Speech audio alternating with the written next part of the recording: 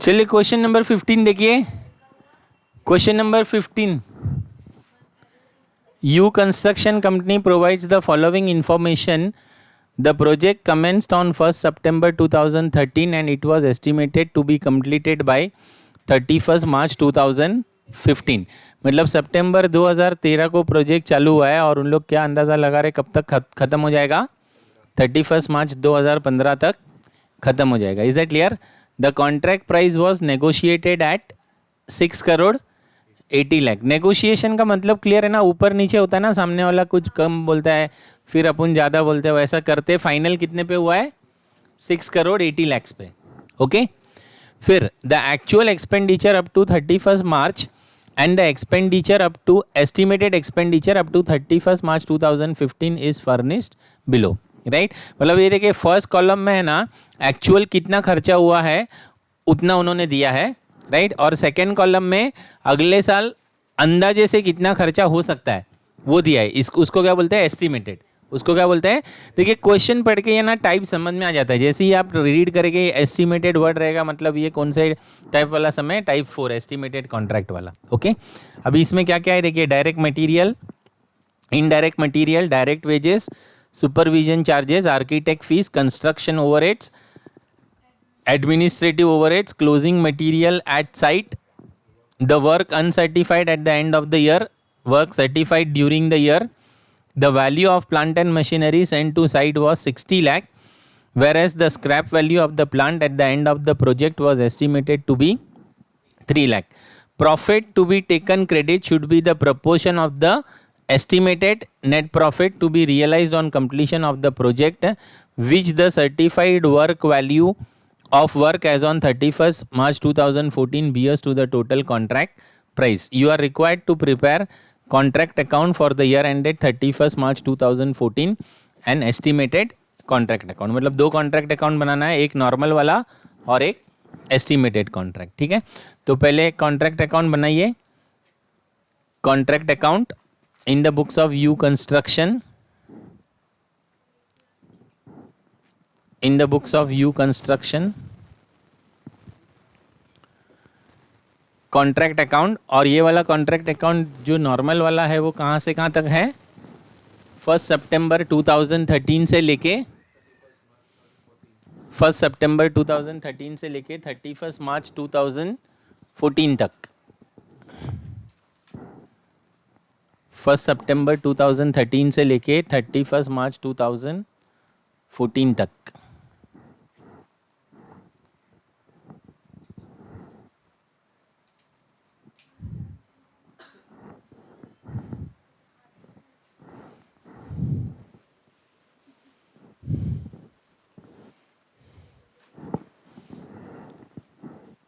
चलिए done, account is done.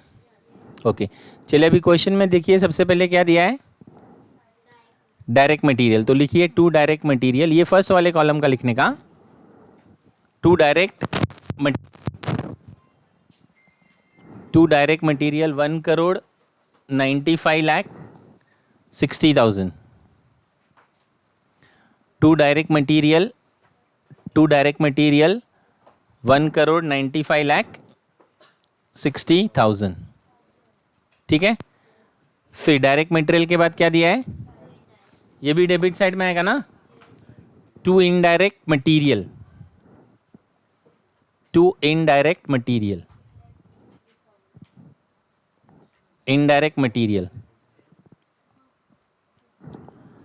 ठीक है, इनडायरेक्ट मटेरियल कितना आएगा?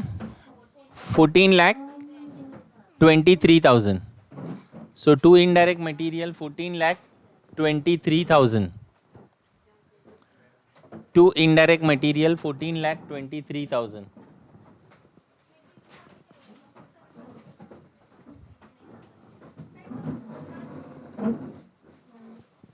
$14,23,000।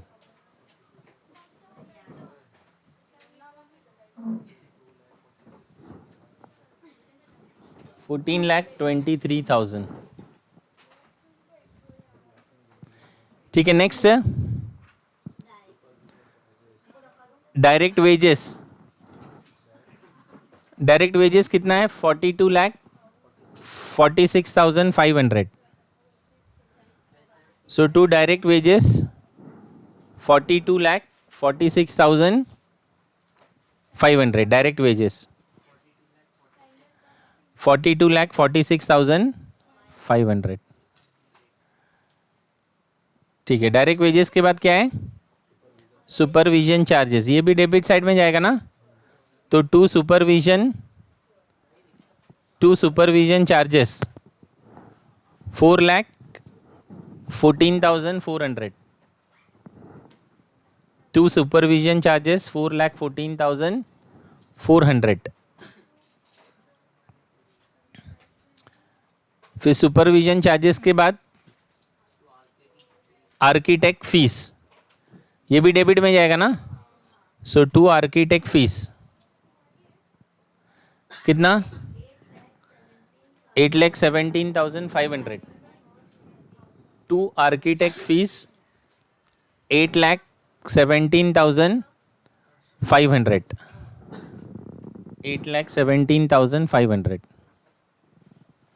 आर्किटेक्ट फीस के बाद कंस्ट्रक्शन ओवरहेड्स, ये भी डेबिट में जाएगा ना, टू कंस्ट्रक्शन ओवरहेड्स 31,52,600. 31,52,600.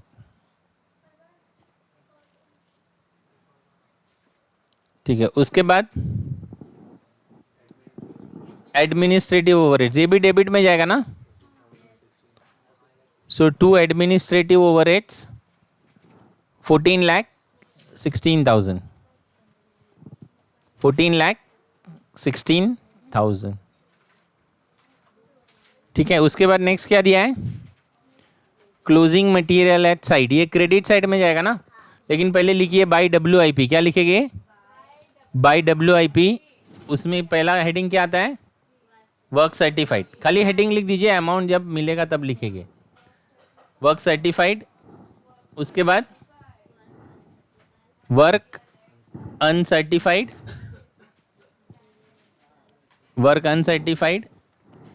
और उसके बाद मटेरियल एट साइट.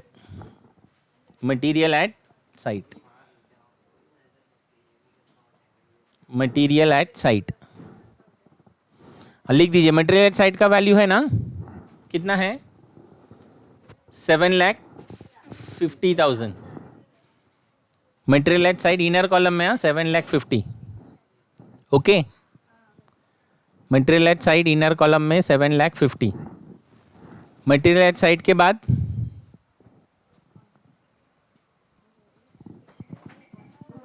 यहाँ पे क्वेश्चन में देखते क्या दिया है? अनसर्टिफाइड दिया है ना, तो अनसर्टिफाइड में अनसर्टिफाइड का वैल्यू लिख दीजिए 13,80,000. 13,80,000. अनसर्टिफाइड का वैल्यू 13,80,000. लिखा ना ये? ओके. उसके बाद work certified during the year, तो वर्क सर्टिफाइड का वैल्यू वर्क सर्टिफाइड में लिखेंगे ना, 3,50,00,000. 3,50,00,000. 3,50,00,000 लिखा ना? ओके. अभी हम लोग प्लांट का कैलकुलेशन करेंगे. अभी क्या बोला है देखिए, प्लांट में हम लोग ओपनिंग क्लोजिंग भी लिख सकते हैं और we can write depreciation also, right. तो हम लोग अभी तक ओपनिंग क्लोजिंग लिखता है ना सब में. क्या लिया है देखिए, the value of plant and machinery sent to site was 60 lakh, right. तो डेबिट साइड में लिखिए to plant 60 lakh. To plant 60 lakh. Debit side में लिखे ना, to plant 60 lakh. Okay. Now अपने को उसका क्लोजिंग बैलेंस फाइंड आउट करना है ना, तो एक वर्किंग नोट बनाइए, हेडिंग लिखिए working note number 1. Working note number 1, closing balance of plant. Closing balance of plant. उधर एस्टिमेटेड बनेगा, नेक्स्ट पेज में बनाओ. एक पेज एस्टिमेटेड के लिए छोड़ दीजिए और उसके बाद वर्किंग नोट बनाइए. Okay. Closing balance of plant सबसे पहले क्या कैलकुलेट करना है? डेप्रीशिएशन।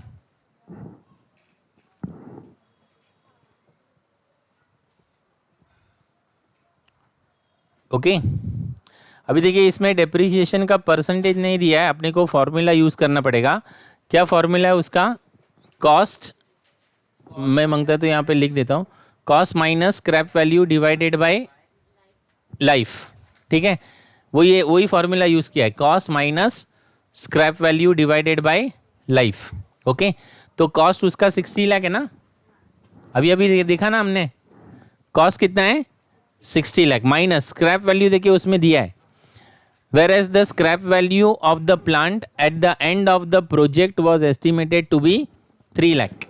तो स्क्रैप वैल्यू कितना है उसका? 3 लाख, तो माइनस करो 3 लाख।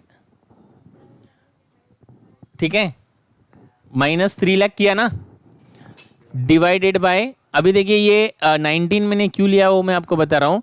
ये अपने को स्क्रैप वैल्यू है ना, उसने at the end of the project बोला है। क्या बोला है? At the end of the project. अभी at the end of the project मतलब टोटल कितना मंथ्स हो रहा है? देखिए अपन ने ये प्रोजेक्ट 1 सितंबर को स्टार्ट किया है ना, तो 1 सितंबर से लेके पहले मार्च तक गिनो कितना होता है? 7 मंथ्स। कितना हो रहा है? ये वाला 7 मंथ्स हो गया, और एस्टिमेटेड पीरियड पूरा साल है ना, 1 अप्रैल 2014 से लेके 31 मार्च 2015, मतलब ये 12 महीना हो गया ना। तो 7 महीना एक्चुअल का और 12 महीना एस्टिमेटेड का, मतलब टोटल प्रोजेक्ट का लाइफ कितना है? 19। तो इसके लिए इसको कितने से डिवाइड किया मैंने? 19 से। कितने से डिवाइड किया? 19 से। Is it clear? तो इसको 19 से डिवाइड करेंगे तो कितना आंसर आता है? 3 लाख। कितना आंसर आता है? 3 लाख। Is it clear? फिर 3 लाख 1 महीने का हो गया ना डेप्रीशिएशन। अपना ये वाला पीरियड 7 मंथ्स है ना, तो 3 लाख को 7 से मल्टीप्लाई करो, कितना आएगा? 21 लाख। कितना आएगा? 21 लाख। क्लियर है? ये 21 लाख क्या है? डेप्रीशिएशन। क्या है? डेप्रीशिएशन। और मुझे क्लोजिंग बैलेंस चाहिए ना, तो 60 लाख है ना उसका वैल्यू, ओपनिंग बैलेंस 60 लाख है ना, 60 लाख में से 21 लाख माइनस करो तो क्लोजिंग बैलेंस मिलेगा। कितना आया closing balance? 39 lakh. Closing balance will be 39 lakh. Any doubt? फिर से एक बार मैं रिपीट कर रहा हूँ, देखिए सबसे पहले मुझे डेप्रीशिएशन कैलकुलेट करना है, राइट। डेप्रीशिएशन अगर परसेंटेज नहीं दिया रहेगा तो फॉर्मूला का डेटा देते हैं उन लोग, राइट। तो फॉर्मूला कौन सा यूज कर रहा हूँ मैं? Cost minus scrap value divided by life. तो कॉस्ट उसका 60 लाख है, स्क्रैप वैल्यू भी क्वेश्चन में दिया है 3 लाख। लाइफ अपन ने कैसा निकाला? 1 सितंबर से चालू हो रहा है ना वो, तो 1 सितंबर से 31 मार्च 2014 तक पहले वाले में 7 मंथ से एक्चुअल वाले, और 12 महीने एस्टिमेटेड पीरियड के, तो टोटल पीरियड कितना हो गया? 19। ओके, तो इसको जब 19 से डिवाइड किया तो ये 1 महीने का डेप्रीशिएशन हो गया, राइट। और ये एक्चुअल पीरियड 7 मंथ्स का है ना, तो 7 से मल्टीप्लाई करेंगे तो डेप्रीशिएशन कितना हो गया? 21 लाख। इसमें से डेप्रीशिएशन माइनस करेंगे तो इसका वैल्यू कितना आया? 39 लाख। यही वैल्यू हम लोग यहाँ पे लिख देंगे, plant at site working note number 1, 39 lakh. 39 lakh. Okay, अभी इसका टोटल कितना हो रहा है? 4 करोड़ 10 लाख 30,000। 4 करोड़ 10 लाख 30,000, राइट। अभी इसको क्लोज करके एस्टीमेट ये निकालो, नोशनल प्रॉफिट कितना आ रहा है? इसको क्लोज करके नोशनल प्रॉफिट कितना आ रहा है निकालिए। 40 लाख। देखते हैं बाकी के लोगों को कितना आ रहा है, फिर मैं बताता हूँ। अदरवाइज लोग कैलकुलेटर यूज ही नहीं कर रहे, सब लिख देते फटाफट। अरे नोशनल प्रॉफिट निकालो, कितना आ रहा है?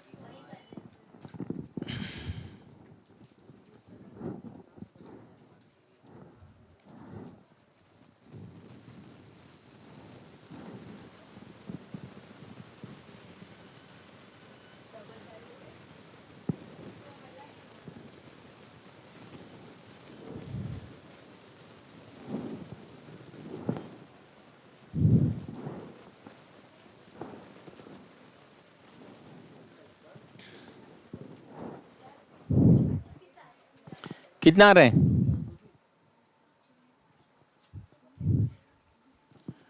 नोशनल प्रॉफिट आ रहा है सबको 40 लाख।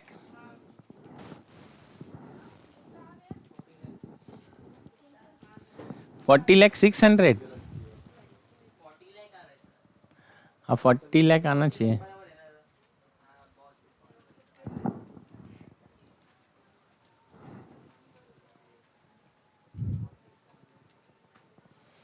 किसी में कुछ छोड़ दिया रहेगा। किसको आ रहा है 40?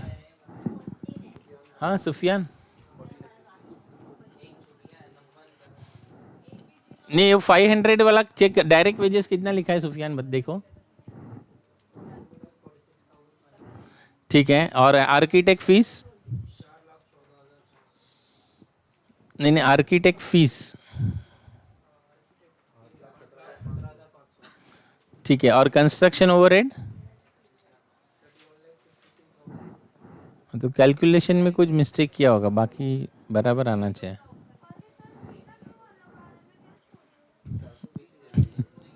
अभी ये चीज मैं किसी को भी नहीं सिखा सकता हूँ। हाँ इधर 2 नोशनल प्रॉफिट आया ना, इसको बाई नोशनल प्रॉफिट लिखिए 40 लाख बाई नोशनल प्रॉफिट।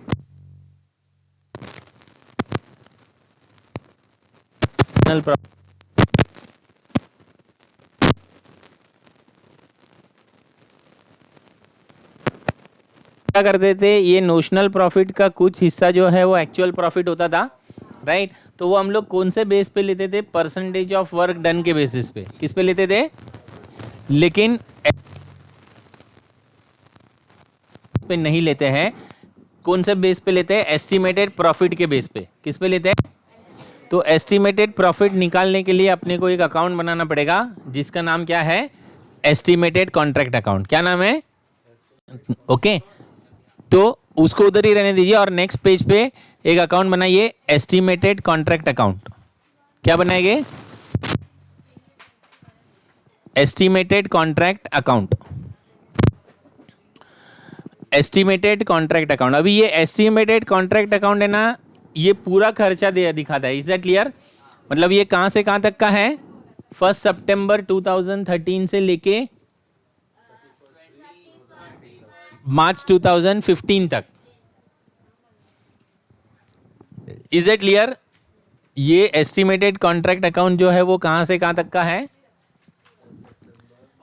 1 सितंबर 2013 से लेके 31 मार्च 2015। इसको टोटल कॉन्ट्रैक्ट अकाउंट भी बोलते हैं।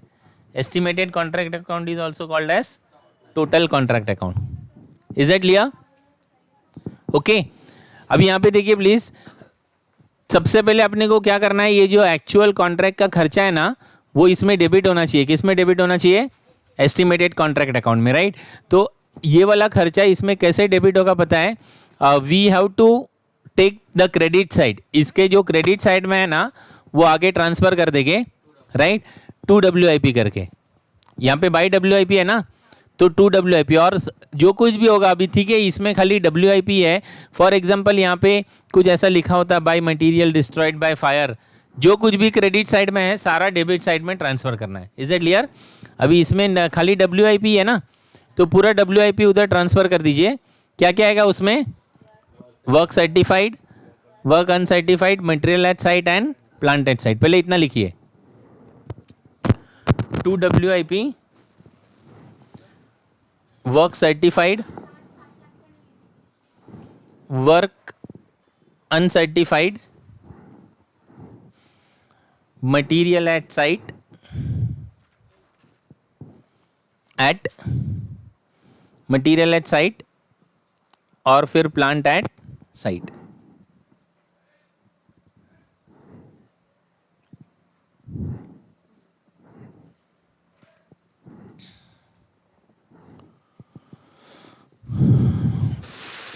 लिखा? यहां तक लिखा सबने? 4,10,30,000।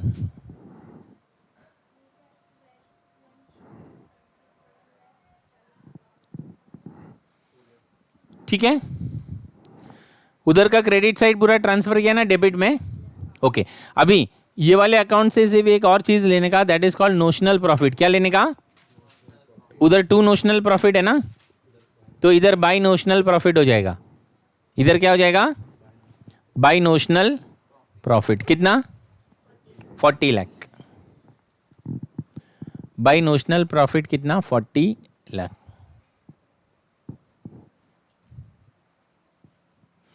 ठीक है। अभी देखिए इनडायरेक्टली ये स्टेप से क्या हुआ पता है, ये वाले कॉन्ट्रैक्ट का जितना खर्चा है ना, ये पूरा खर्चा यहाँ पे डेबिट हो गया ना, मुझे इंडिविजुअली डेबिट करने की जरूरत नहीं है ये वाला खर्चा, क्योंकि मैंने देखिए ये क्रेडिट में से अगर ये जो इसका बैलेंसिंग फिगर माइनस कर दिया, इसका मतलब ये टोटल खर्चा यहाँ पे डेबिट हो गया ना। समझ में आया ना? टोटल खर्चा जो एक्चुअल वाला था वो डेबिट होगा ये वाले स्टेप से। ठीक है। अभी अपने को सिर्फ एस्टिमेटेड खर्चा जो है वही लिखना पड़ेगा, राइट। तो अभी क्वेश्चन में देखिए एस्टिमेटेड खर्चा कितना दिया है। सबसे पहले क्या है? Direct material. डायरेक्ट मटेरियल का एस्टिमेटेड कॉस्ट कितना है? 1,27,40,000। तो वो भी यहाँ पे लिखते जाइए। To direct material 1,27,40,000। To direct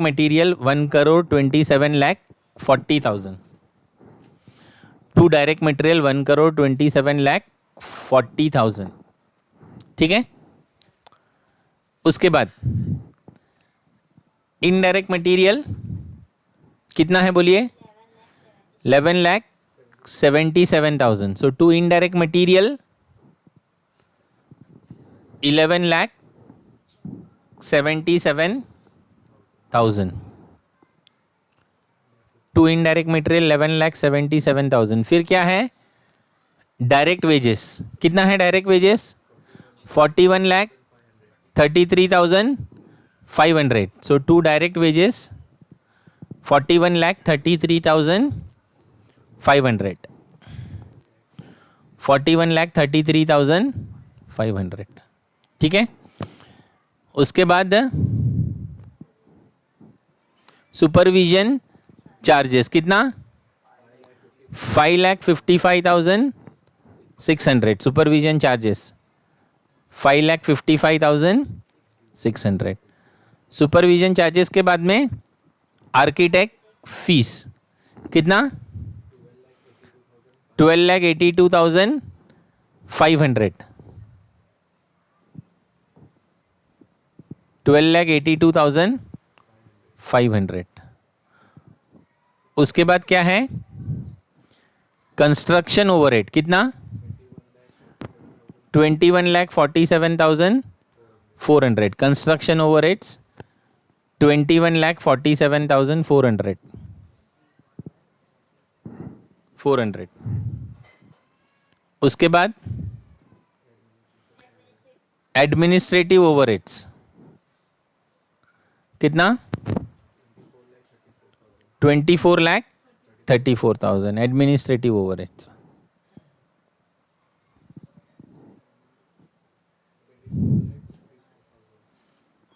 लिखा?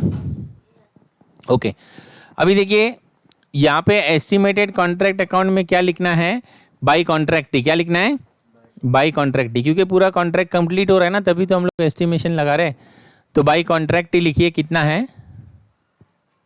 नोशनल प्रॉफिट के नीचे 6,80,00,000 कॉन्ट्रैक्ट प्राइस जो है वो 6,80,00,000। 6,80,00,000। ठीक है। ओके। अभी प्लांटेड साइड निकालना पड़ेगा ना इसका भी, तो लिखिए। चलिए क्लोजिंग बैलेंस लिखिए। Working note number 2 closing balance of plant. Working note number 2 closing balance of plant. ठीक है। सबसे पहले क्या निकालेंगे? डेप्रीशिएशन। ओके। डेप्रीशिएशन हम लोग ने मंथली डेप्रीशिएशन निकाला था ना, इधर ऊपर वही रहेगा ना। 3 लाख था मंथली, और एस्टिमेटेड पीरियड 12 मंथ्स का है ना। कितने मंथ्स का है? तो 3 लाख पे 12% 12 मल्टीप्लाई कीजिए 3 लाख से, कितना आता है? 36 लाख। कितना आता है? 36 लाख। ओके। अब इसको क्या करने का? ये जो क्लोजिंग बैलेंस था वही ओपनिंग हुआ रहेगा ना। इधर 39 क्लोजिंग था ना इसका, तो ये क्लोजिंग बैलेंस ओपनिंग हो जाएगा। इसमें से क्या माइनस करने का, डेप्रिसिएशन। ये 39 लाख में से माइनस करेंगे ना, 39 लाख में से 36 लाख माइनस करो तो आपको क्लोजिंग बैलेंस इसका मिलेगा। क्लोजिंग बैलेंस कितना, 3 लाख। ओके, 39 लाख में से 36 लाख डेप्रिसिएशन माइनस किया तो प्लांट का वैल्यू कितना आया, 3 lakh. Any doubt?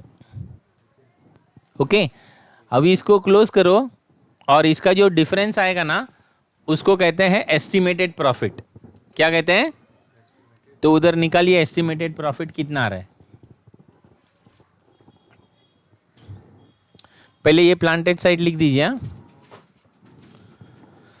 Planted site working note number 2, 3 lakh. अभी अकाउंट को क्लोज कीजिए और एस्टिमेटेड प्रॉफिट निकालिए कितना आ रहा है।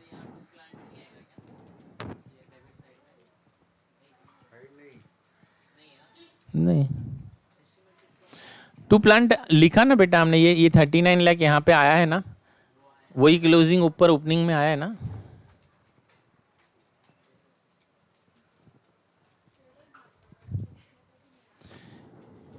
कितना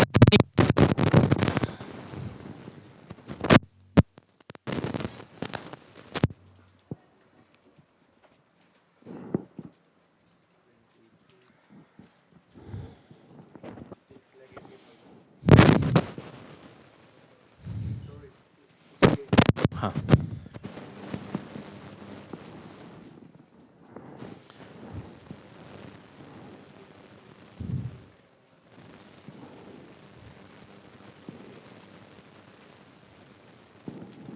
$68 लाख। हाँ,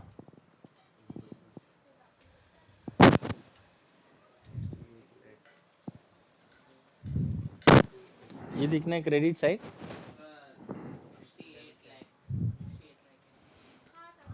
हाँ, to estimated profit 68 lakh.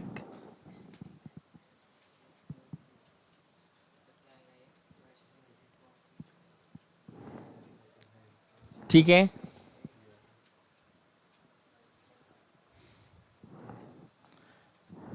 Any doubt? यहां तक हुआ है सबका? अभी पूरा नहीं हुआ, वो पहला अकाउंट अपन ने अधूरा रखा है, नोशनल प्रॉफिट तक ही निकाला है ना खाली। अभी क्या करना है अपने को, उसका एक्चुअल प्रॉफिट निकालना है ना।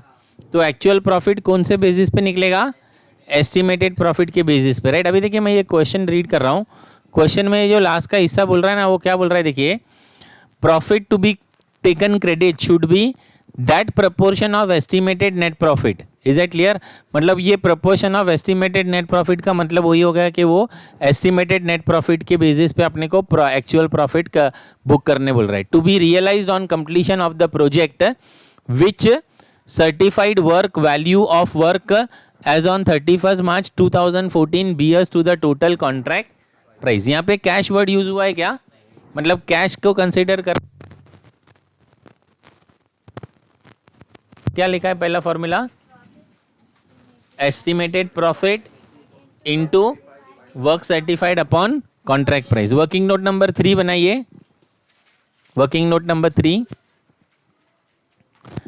Calculation of actual profit, calculation of actual profit. ठीक है, कौन सा फॉर्मूला यूज करेंगे हम लोग, estimated profit into work certified divided by contract price. ठीक है, अभी ये सब में आप वैल्यू रखते जाइए। एस्टिमेटेड प्रॉफिट आपने कैलकुलेट किया है ना, 68 लाख, एस्टिमेटेड प्रॉफिट 68 लाख है ना, इनटू वर्क सर्टिफाइड कितना है, हाँ 3 crore 50 lakh, 3 crore 50 lakh divided by contract price कितना है, 6 करोड़ 80 लाख, 6 करोड़ 80 लाख। अभी सुनिए एक मिनट, यहाँ पे सुनिए, अभी आप लोग ये है ना 68 लाख को 3 करोड़ 50 लाख से मल्टीप्लाई करेंगे ना तो तुम्हारा कैलकुलेटर दिखाएगा एरर। समझ में आया? तो इसके लिए क्या करो, पहले है ना ये इसको इससे डिवाइड कर दो, 3 करोड़ 50 लाख डिवाइडेड बाय 6 करोड़ 80 लाख। ये डिवाइड वाला पार्ट है ना पहले कर लो तो नंबर छोटा हो जाएगा ना, फिर मल्टीप्लाई करेंगे तो आंसर आएगा।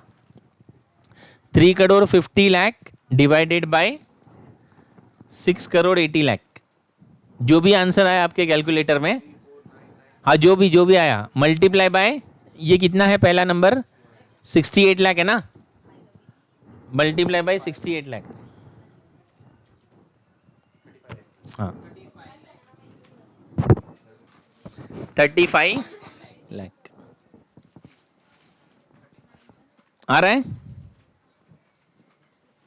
हाँ उसमें +1 कर दो। 35 लाख आ रहा है सबको। क्या करना, ये डिवीजन वाला पार्ट पहले कंप्लीट करना, नहीं तो कैलकुलेटर एरर दिखाएगा। ओके चलिए, तो अपने को मिल गया ना एक्चुअल प्रॉफिट। अभी वो कंप्लीट करो वो वाला स्टेप। एक्चुअल प्रॉफिट कितना आया? 35 लाख।